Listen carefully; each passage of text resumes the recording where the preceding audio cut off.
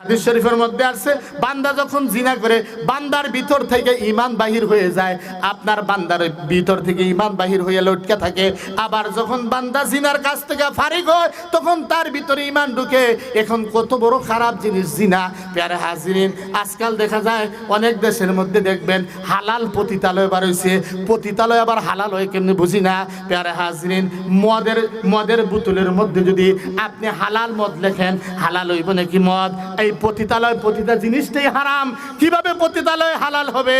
প্যারে হাজরিন, কেউ যদি পতিতালয়কে হালাল বলে ঈমান থাকবে না। প্যারে হাজরিন, মদকে যদি কেউ হালাল বলে, মদ জিনিস হারাম, এই হারামকে কেউ যদি হালাল ভাবে তাহলে ঈমান থাকবে না। ঠিক তদ্রুপ ভাবে পতিতালয়কে কেউ যদি হালাল বলে, কোনো হালাল পতিতালয় কোরআন হাদিসের মধ্যে নাই, কেউ যদি হালাল বলে তারও ঈমান থাকবে না।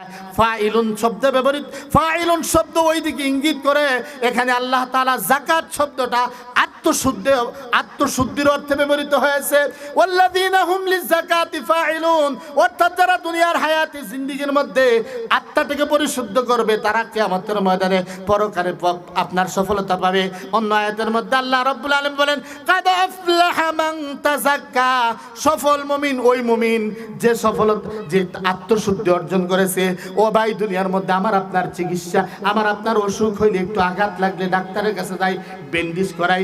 শরীরটার মধ্যে একটু গরম হয়ে গেলে, তাপ হইলে ডাক্তারের কাছে যাই, ডাক্তারের কাছে গিয়ে চিকিৎসা করাই। কারণ কি? আমার শরীর অসুস্থ হয়ে গেছে।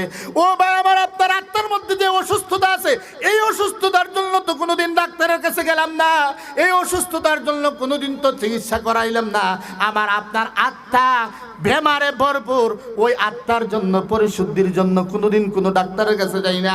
প্যারে হাজরিন, আল্লাহ রাব্বুল আলামিন বলেন, ওই মুমিন সফল পাইবে, ওই মুমিন সফল হইবে যেই মুমিন তার আত্মাটাকে পরিশুদ্ধ করবে।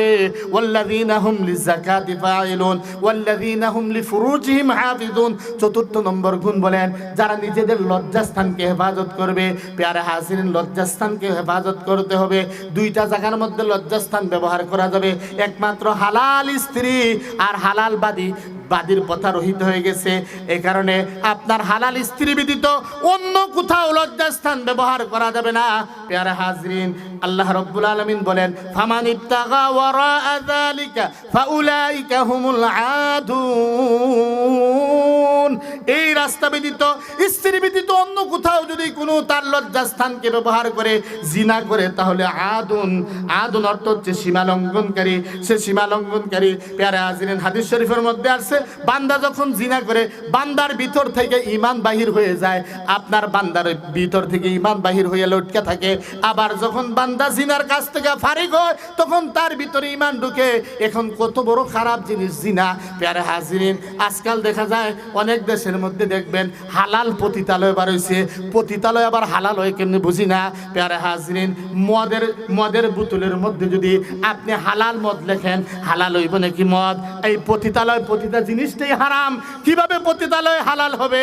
প্যারে হাজরিন, কেউ যদি পতিতালয়কে হালাল বলে ঈমান থাকবে না। প্যারে হাজরিন, মদকে যদি কেউ হালাল বলে, মদ জিনিস হারাম, এই হারামকে কেউ যদি হালাল ভাবে তাহলে ঈমান থাকবে না। ঠিক তদ্রুপ ভাবে পতিতালয়কে কেউ যদি হালাল বলে, কোনো হালাল পতিতালয় কোরআন হাদিসের মধ্যে নাই, কেউ যদি হালাল বলে তারও ঈমান থাকবে না।